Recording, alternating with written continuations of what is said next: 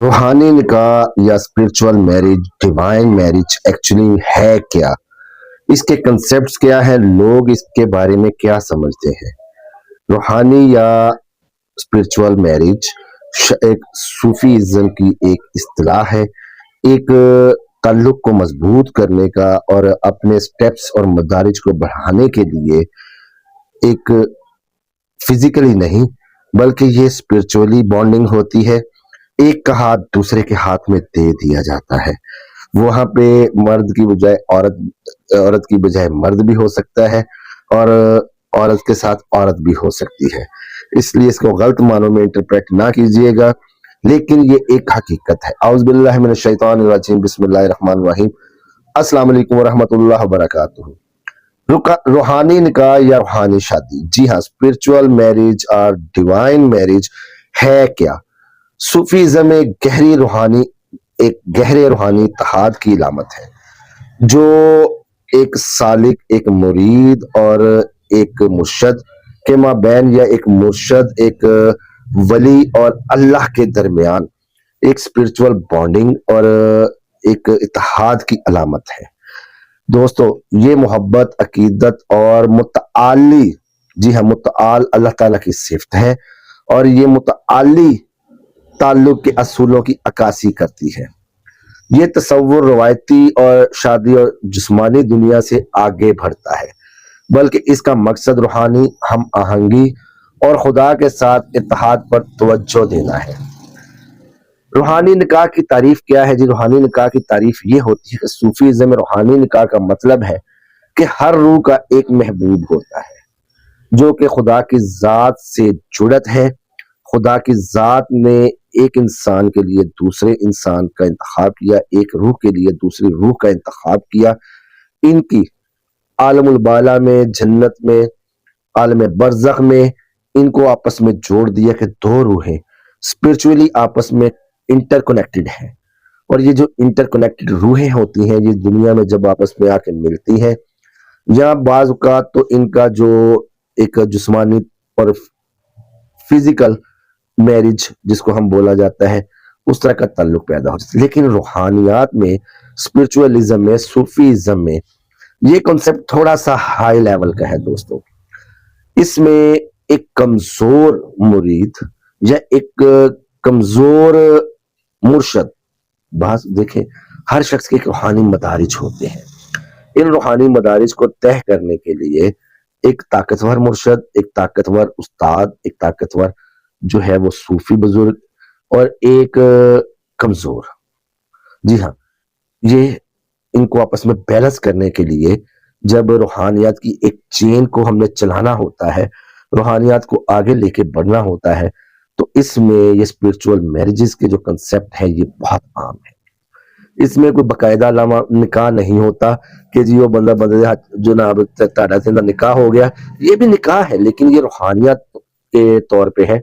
इसको इंटरप्रेट जो है ना, मैं इस सूरत में करता हूँ कि हम अगर एक मिसाल है, बैठे हुए हैं, मैं कमजोर हूँ, मैं रूहानियत में मेरा वो लेवल, वो मेरे मदारिज नहीं है, लेकिन मैं एक ग्रुप का हिस्सा हूँ, सूफीज़्म के एक ग्रुप है, मैं उसका अगर हिस्सा हूँ और बाकी अगर ये देखते हैं कि अगर मेरा वो लेवल नहीं है जो उनके साथ मैच करे, मैं उनके लेवल पर पूरा नहीं उतर रहा बाकी ग्रुप्स के साथ, तो उस ग्रुप्स का जो लीडर है, जो रूहानी पेशवा है, जो बड़ा सूफी है, वो उस कमजोर शख्स का या मेरा हाथ जो है वो एक ताकतवर को मुझे हवाले कर देगा, जिसकी रूहानी अप्रोच बहुत ज्यादा है मुझसे, जिसके लेवल्स, जिसके मदारिज बहुत हाई है, जिसकी कुर्बत अल्लाह ताला के हाँ बहुत करीब है, वो मेरा हाथ उसके हाथ में दे दिया जाता है और ये हमें कहा जाता है कि जी ये तेरे साथ इसका रूहानी निकाह हो गया, आया तुझे कबूल है? हम कहते हैं जी कबूल है। तब जाके जो वो ताकतवर मुर्शद होता है या ताकतवर उस्ताद होता है, वो हस्बैंड, एज अ हस्बैंड, जिस तरह एक शौहर अपनी बीवी का ख्याल रखता है, उसकी जरूरियात पूरी करता है, इसी तरह रूहानी शादी में भी एक ताकतवर मुर्शद जो है कमजोर डिसिपल का, एक कमजोर उस्ताद का या कमजोर सालिक का ख्याल करता है। उसके रूहानी मदारिज में जो भी कमियां हैं उनको दूर करने के लिए वो उसके साथ उसको लेके चलता है। सूफीज़्म में जो रूहानी निकाह का मतलब एक तो ये हो गया, और जो इससे हाई लेवल है उसमें हर रूह का, जब जैसा कि मैंने आपको बताया, एक महबूब होता है जो कि खुदा की ज़ात से जिसकी जड़त करती है। जड़त मतलब जोड़ना। सूफीज़्म अल्लाह से मोहब्बत पर जोर देता है और आशिक और महबूब की हरकत को बयान करता है, जहां रूह और खुदा के दरमियान ताल्लुक एक अमीक मोहब्बत के रिश्ते के तौर पर पेश किया जाता है। इसके तसव्वुरात में जो अहम चीजें हैं, खुदा की वहदानियत, अल्लाह की वहदानियत, रूहानियत, रूहानी निकाह के तसव्वुर को समझने के लिए जरूरी है। जहां कोई भी सालिक, कोई भी मुरीद, कोई भी सूफी अपने नफ्स को छोड़कर खुदा के साथ इत्तेहाद, ये खुदा के साथ एक कुर्बत की कोशिश करता है, इसको रूहानी मैरिज बोला जाता है। रूह का सफर जो है, सूफी अक्सर अपनी रूह राह खुदा की तरफ सफर के लिए भेजते हैं। और जैसा कि मैंने ऊपर भी कहा है कि जिस तरह एक आशिक को हम इस दुनिया में मजाजी तौर पर प्रिटेंड करते हैं, मजाजी तौर पर उसका ख्याल करते हैं, उसकी जरूरियात को पूरा करते हैं, जब इंसान का नफ्स अपने नफ्स को मार के उसकी जड़त जो है वो अल्लाह ताला के साथ कर लेता है, तो अल्लाह ताला भी उस सूफी की जरूरियात दुनियावी और दीनी, वो स्पिरिचुअल्स हैं उसकी, वो उसकी फिजिकल नीड्स हैं, जो भी उसकी जरूरियात है, पैसा है, रुपया है, घर का खर्चा है, मामलात है, दुनियादारी के मामलात हैं, वो जब खुदा पे छोड़ देता है, खुदा के साथ जुड़त कर लेता है, तो ऑटोमेटिकली जो है ना वो अल्लाह ताला उसकी वो जरूरियात, उसके हर चीज को पूरा करता जाता है।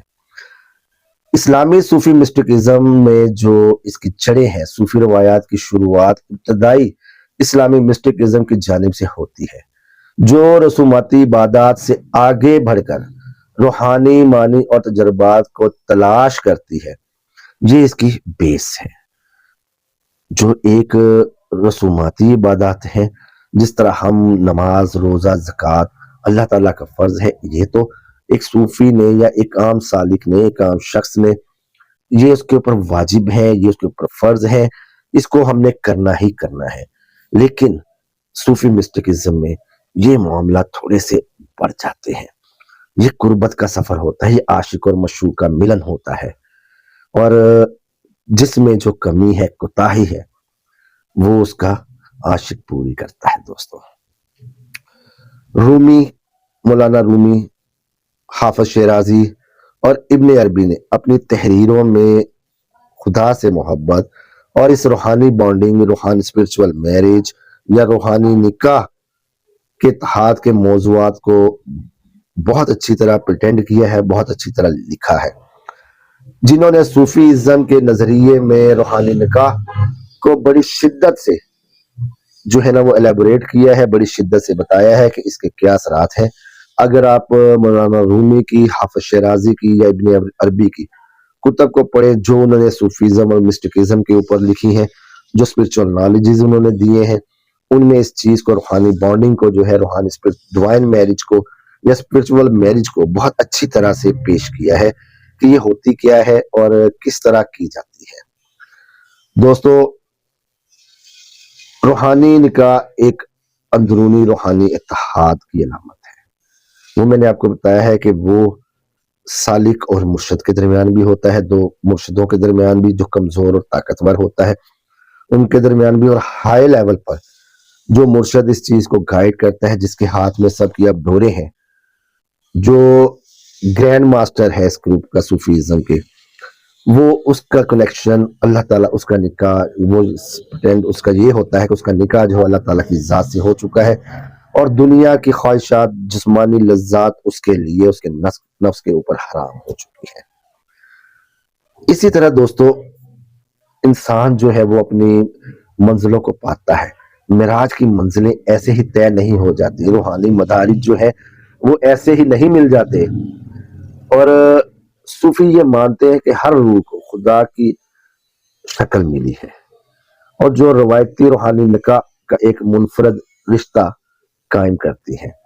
इस रूहानी निकाह में शामिल होना या रोशनी की तरफ ले जाता है हर सालिक को, हर मुर्शिद को, हर मुरीद को, हर उस्ताद को। ये ताल्लुक, ये बॉन्डिंग, ये डिवाइन मैरिज, जो इस निकाह में जो शामिल हो जाते हैं लोग, یہ ان کو اسپرچول لائٹس کی طرف لے کے جاتا ہے، کیونکہ ہر شخص اپنے نفس کا غلام ہے، وہ نفس کو مارتا ہے، نفس کو قبول کرتے ہیں کہ جی یہ نفس کی غلطیاں ہیں، یہ ہم نے راستہ ہے جو اللہ تعالیٰ کی طرف لے کے جا رہا ہے، یہ وہ لائٹ ہے، ہم نے اس راہ پر چلنا ہے، اور یہی ہمارا اب اوڑھنا بچھونا ہے۔ تو ہی میرے سردہ سائی ہے تو ہی میرا سجن، تیرے ہاتھ میری ڈور ہے، جس پاسے کشتی میری لا دے، گڈی اد سمانے چڑھا دے، پاویں جڑے رستے دے وچ کٹا دے۔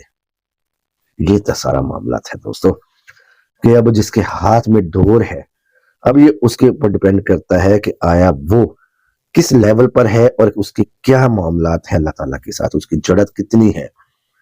وہ آپ کی جو گڈی، جو آپ نے اپنی ڈور، جو آپ کی گڈی آسمانے چڑھی ہے، اس کی ڈور جو ہے وہ آپ نے اگر اس کے ہاتھ میں دے دی ہے، اب وہ اس کے اوپر ڈیپینڈ کرتا ہے، آپ نے اس سے اب غرض نہیں رکھنی کہ وہ آپ کی ڈور گڈی کو رستے میں کٹوا دیتا ہے، وہ آپ کی گڈی جو ہے نا وہ آسمانے چڑھا دیتا ہے۔ یہ اللہ تعالیٰ کے اوپر جو ہے نا وہ، اور اس مرشد کے اوپر سب کچھ اپنے نفس کو آپ نے تیاگ دینا ہے، اپنے نفس کو سیکریفائز کر دینا، اپنے نفس کو قربان کر دینا ہے، تبھی جا کے یہ مدارج اور یہ منازل جو ہیں وہ ایک سالک کو ملتی ہے، ایک اسپرچول جو ہے نا وہ ڈسپل کو ملتی ہے۔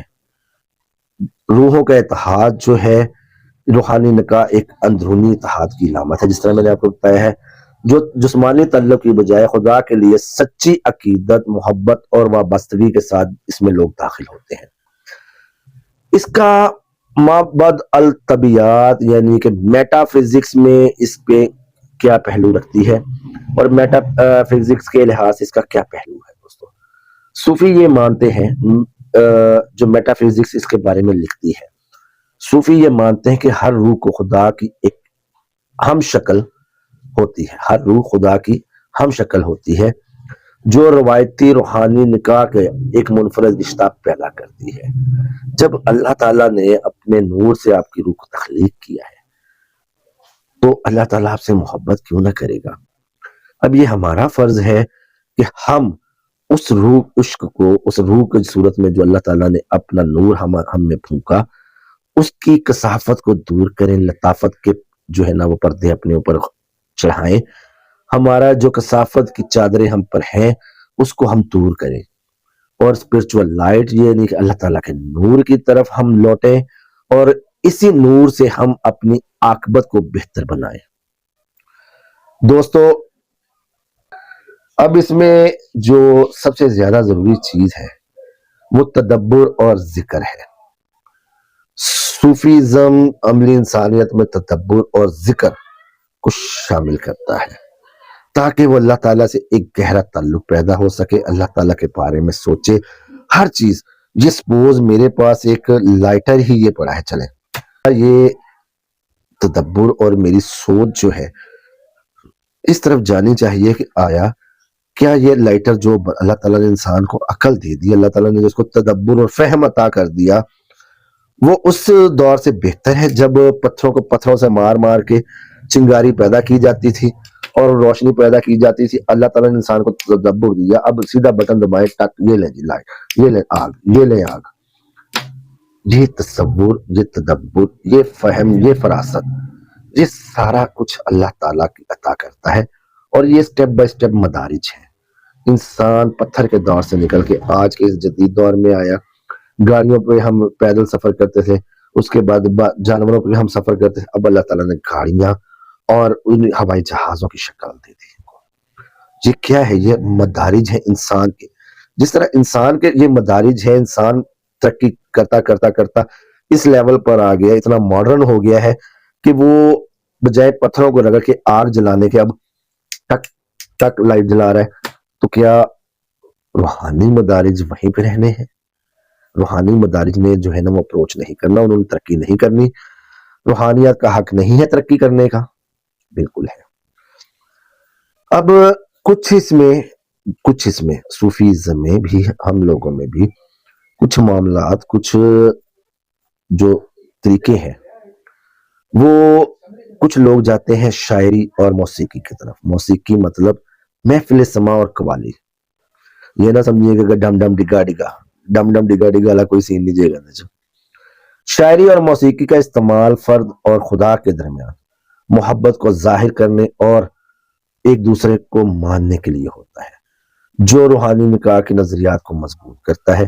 انسان اسی موسیقی یا شاعری کے ذریعے، اس میں آپ یہ دیکھ لیں کہ امیر خسرو اور خواجہ نظام الدین یہ روحانی نکاح کے تعلقات ہیں، مخدوم صابر پیا کلیری اور بابا فرید الدین یہ روحانی نکاح تھے۔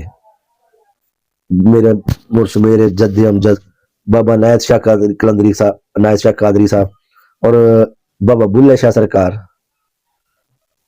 یہ روحانی نکاح ہوتے ہیں دوستو۔ یہ دنیا میں آپ کو صرف ایک مثالیں دکھانے کے لیے بتا رہا ہوں۔ صوفی اجتماع یا صوفی جس کو سما کہا جاتا ہے، جو موسیقی میں بیٹھتے ہیں، یہ ایک اجتماعی روحانی نکاح کا تجربہ فراہم کرتی ہے، جہاں افراد اپنے تجربات، جب اس محفل یا اس سما کا انعقاد ہوتا ہے، اس کے بعد صوفی کا جو گروپ ہوتا ہے وہ الگ بھی بیٹھتا ہے، جہاں وہ اپنے تجربات اور خدا سے عقیدت کا از خود بیان کرتے ہیں اور اپنے جو ان کے ساتھ بیتا ہوا ہے اس عرصے میں، جب تک یہ ایک اجتماع سے دوسرے اجتماع تک کے ٹائم کے درمیان جو کچھ ان کے ساتھ ہوتا ہے، فزیکلی، اسپرچولی، مورلی، وہ سارے ایک دوسرے سے بیان کرتے ہیں۔ پھر ان میں جو بڑا لیڈر ہوتا ہے، بڑا اسپرچول مدارس پہ جو شخص فائز ہوتا ہے، وہ جس کی جہاں پہ کوئی غلطی ہے، کوئی کوتاہی ہے یا کوئی اچھی چیز ہے، وہ دوسروں کے ساتھ اس کو ڈسٹریبیوٹ کر دیتا ہے تاکہ اس شخص کا لیول میں آ جائے، اس شخص کا لیول میں آ جائے۔ ٹھیک ہے دوستو، اب میں آپ کو بتاؤں کہ روحانی نکاح کی یا اسپرچول میرج کی اہمیت کیا ہے۔ خود کی تبدیلی۔ سب سے پہلے روحانی نکاح کا مطلب ہے دنیاوی وابستگیوں کو چھوڑ دینا اور خدا کے ساتھ ایک ذاتی رشتے کی پرورش کرنا، ایک ذاتی رشتے کو بڑھانا، نفس کا غلامی چھوڑ دینا اور خدا کے رحمتوں کے سائے کے نیچے آ جانا۔ جس حال چ سونا رکھے اس حال چ میں راضی، جس حال چ مینوں سونا رکھے اس حال چ میں راضی۔ یہ سب سے بڑا اس کی جو ہے نا وہ پہلو ہے کہ آپ نے خود کی تبدیلی کرنی ہے، اپنے نفس کو مارنا ہے۔ روحانی نکاح کا تصور جدید روحانی مباحثوں میں اہمیت رکھتا ہے، جو محبت کی طاقتور تخلیق اور ذاتوں کو کثرت میں مفاہمت کو اجاگر کرتا ہے۔ صوفی محبت، جہاں لوگوں میں غلط فہمیاں، صوفی محبت کی غلط فہمیاں کیا ہیں دوستو؟ صوفی محبت کے جذباتی پہلوؤں کو غلط سمجھا جاتا ہے۔